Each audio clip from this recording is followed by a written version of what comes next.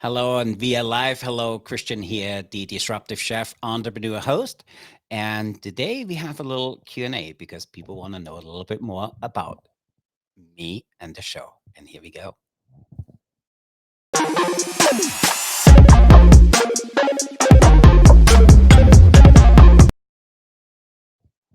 Hello and via live. And I'm excited to have here in the studio Julia from my team. And she's going to read some questions we gotten from our listeners, which we're going to answer here live. And people want to know a little bit more about me and the show and all the good stuff. So with that, Julia, Hello. So my first question was just to ask you about your background and like where you came from. wow, that's a good question. So my background is I grew up in a small town of Austria, had the opportunity to be around food my whole life. I did a culinary apprenticeship back home in Austria. Graduated as one of the youngest Küchenmeisters in Austria. Had the opportunity to open my first restaurant at 19, which I sold to a large Oh company, wow. which brought me to the US. Coming to the US, not speaking the language.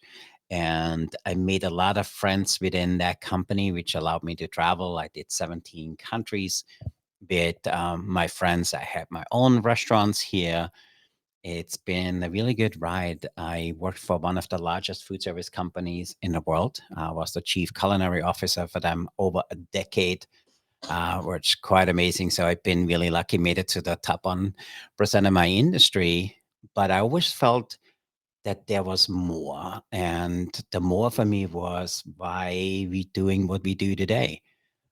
I seen chefs struggling throughout the world, through all the companies and all the countries we worked in, and it doesn't need to be that way. And I felt that the industry needs a cheerleader, and the disruptive chef was born. That's a very like impressive and like inspiring story. And I was wondering if you could talk a little bit more about like what it was like kind of climbing through the ranks and reaching that like top 1% of the industry, knowing, you were coming into a country where you didn't speak the language and where you were coming from, Austria and stuff like that. Yeah, that's a really good question. So for me, I was really lucky. I had a lot of good chefs which always looked out for me and took me under the wing. It was hard work and a lot of dedication. I love food. There's nothing better than food. And I always had a good network around me, Julia. So for me, every time there was struggles or if I needed support, I raised my hand and said, "Hey guys, can somebody help me?" And I learned very early on that a network can make you or break you in this industry. And I've been a good networker ever since. And for me, I try to be also a good networker to others, which come to me. So a lot of hardship, a lot of hard work, a lot of mistakes, a lot of learning. But for me, what allowed me to succeed was I have a learner's mindset. And for me, I go home every day and I kind of recap my day, what worked really well, what can we do more of, and what do I need to do less of. And for me, I believe that was my key to success. So you've always been interested in food like since you were young. Yeah, I grew up in a family business. And I always loved food. I think food is such a great mediator. Food is a great opportunity, not just to make new friends, but rekindle old friendship. Food for me is the great medium because it makes no difference what your background, your age is. I think food has a way of bringing people together like no other forum. And for me, food became very personal. And also, food for me is a great way to express yourself. And also, for me, food is just a way. Look at my career.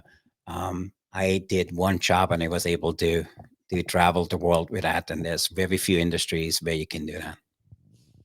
Yeah, I totally agree with you on like the social aspect of food, like going out and like getting food with my friends is one of my favorite ways to hang out and like just going out to Starbucks even. Um, so would you say like from a young age that you knew you were gonna be in the culinary industry? That's a really good question. I never wanted to be in the culinary industry because I seen how much work it was through my parents' business, and I seen how much strain it put on my family's relationship because food and hospitality never ends. Matter of fact, I wanted to be a doctor and went to school. to be a doctor. And the first day I had to make an incision, I passed out, and I realized I was, more excited about being a doctor than the things which went with it. And They obviously kicked me out of school. They said, "Hey, regular medicine or internal medicine is not for you. Maybe I could become a chiropractor." And I came home. I will never forget this, on a Thursday. Friday morning, my dad said to me, "Hey, so you did this. So what's next?" And I said, "Hey, I want to travel the world and take the summer off." He says, "Good, you have to Sunday." And On Sunday, he dropped me off at a hotel where nobody graduated in 9 years because the lady was so tough to work for. And he said, "I want you to work there because if you can make it through that, you can make it to anything." She was known to be a very fair but a very tough person. And The first few months working there, we started at 5 a.m. and we worked from 5 a.m. to midnight. And the first year I worked for free because they taught you a trade. You worked 100% for free.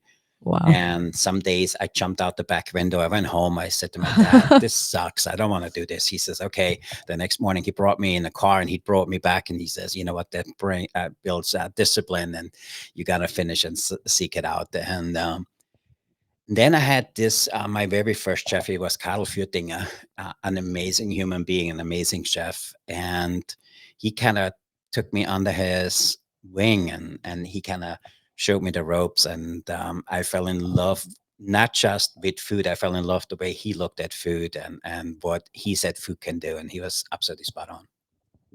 So would you count that like first job working that like, 5 to midnight as like a pivotal career moment in a way? It was because so the hotel was a seasonal hotel, and so we worked from 5 a.m. because breakfast started at 6:30 until 2, and then we had off from 2 to 4. We had to be back at 4 because we get ready for dinner service, and then dinner service was done at 10. By the time we cleaned up, it was 11 o'clock midnight. And for me, doing all of that, because it was a hotel, I learned front of the house, I learned back of the house, I learned how you greet guests, what is the financial aspect. So it allowed me to learn the whole aspects of the industry, and then actually switch my major. I went from just being a chef to hotel and restaurant management, and added on 2 more years to my apprenticeship. So I graduated actually with 5 professions. And I'm a chef, I'm a server, I'm a butcher, I'm a front of the house manager. And then, so we had all of this all included in that. And Yeah, I think it clicked somewhere in year 2 or 3 and saying, "Hey, this is actually pretty cool."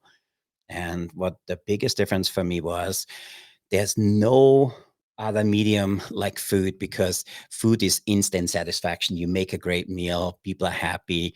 And for me, I realized then that food is not just being a chef. And I always said, I'm no longer a chef. I'm an architect of memories, because we created memories with every dish, and that kind of helped me through my whole career. I love that. It's quite beautiful actually. Um, so would you say that that experience of like working those intense hours just day in and day out influenced your desire to like be an influencer in the industry and like a disruptive chef? Yeah, it's a really good question.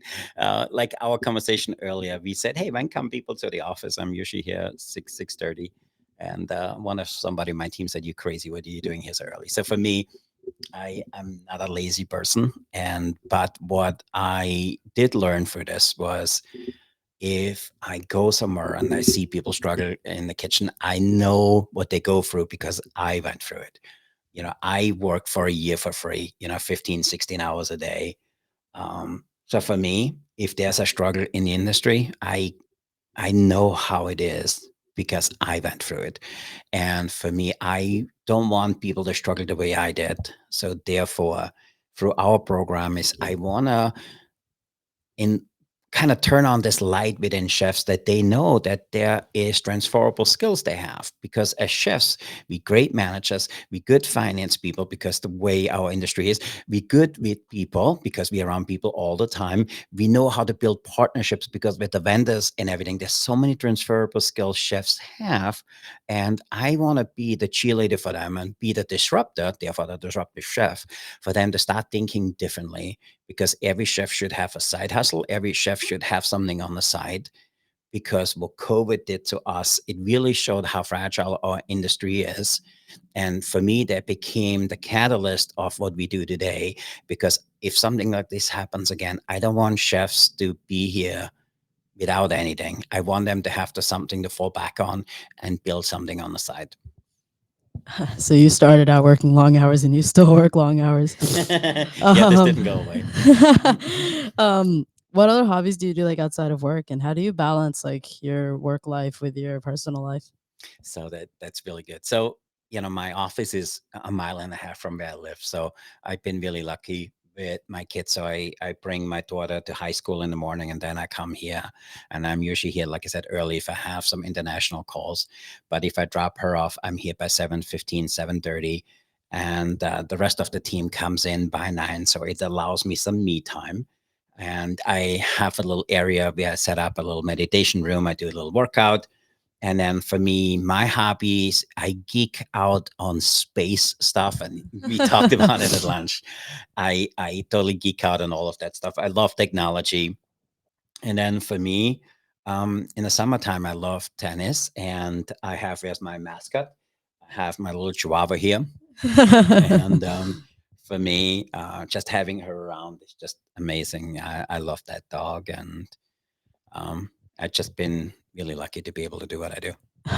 She's a silly dog. Um, so how did you like end up in Berlin? Because Berlin, Connecticut is you went from like a small town in Austria to a small town in Connecticut. It's a really good question. So the company which brought me to the US, I had to live in Glendale, California, which is right outside of Burbank, LA. And they allowed us to do company housing. From there, I moved to a little bit outside of Phoenix, Arizona. It was just so hot coming from Austria, where we have snow 9 months a year. Phoenix was no fun. From there, I moved to St. Louis, Missouri. If you ever have the opportunity to go to St. Louis, Missouri, change your plans. I think there's better places to go than St. Louis, Missouri. From there, I moved to Rocky Mount, North Carolina for the company because we had a chocolate factory there at the time. Then I moved to Fulton, New York. If you ever have the opportunity to go to Fulton, New York, don't.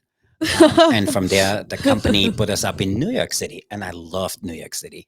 I loved living there because we had company housing, but as I started to live on my own, I realized how expensive New York City was. And then an opportunity came up that our R&D center was in New Milford, Connecticut. And so I moved to Connecticut. At the time, lived in Woodbury, Connecticut. And yeah, from Woodbury, I met my wife, which was from Westfield, Massachusetts, or she is from Westfield, Massachusetts. And we liked old houses.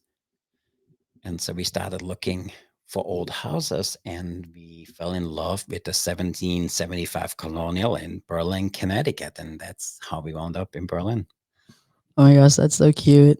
My last question is, if you weren't a chef or like a an influencer in like the culinary world, what would you be? Oh my God, this is a really good question. I want to say, so there was two other hobbies I had as I was younger. I loved flying. I actually have 60 hours as a single engine pilot. Oh I wow. think if I wouldn't be a chef, I would be a pilot. Ooh, that's cool. So, Thank you for any other answering. questions? You're welcome. So, thanks. If you, hopefully, that answers some of the questions you guys had. Why we doing the Disruptive Chef and what my background is. If you have any additional questions, just reach out to us. And if you haven't done so, please like this episode. Also, join our private community, which is the Disruptive Chef .club, which is our private community where we do the latest and greatest showcase. We give them some free tools of some of the new things we're rolling out. They also get a little bit of behind the scene of what we do. They also get to meet our staff.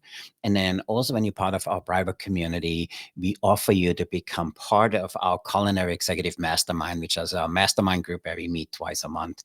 And you are able to test drive there for 60 days for free. So with that, I want to say thanks for listening and checking in today. I'm signing off. So be the chef who sets the world on fire. Until next time, I'm your host, Christian Fisher. I talk to you guys next